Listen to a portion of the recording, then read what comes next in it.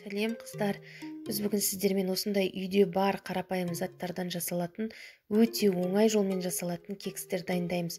Ол үшін алдымен құрғақ таза ыдысымызға жұмыртқамызды салып венчикпен араластырып аламыз. Бұл жерде миксердің аса бір қажеттілігі жоқ. Венчикпен я болмаса вилкамен де араластыра берсеңіздер болады. Бұдан кейін оған алдын ала өлшеніп дайындап қойылған қантымызды саптағыда жақсылап араластырамыз. Енді бұған сүтімізді және де сұйық майымызды қосып венчигімен араластырып аламыз. Яғни бұл жерде бәрін бірінен соң бірін қоса берсеңіздер болады. Яғни ең соңында ұн қосамыз.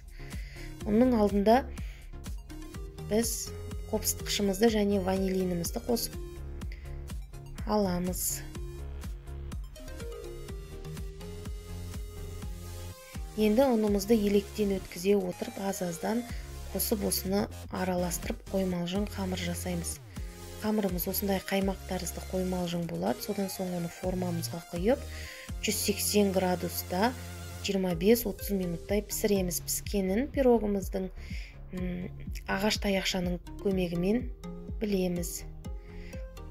Әртүрлі формада, яғни кекстің формасында, я болмаса осылай мен сияқты үлкен формада пісіре берсеңіздер болады. Өте керемет болып шықты. Жасап көріңіздер, ас болсын.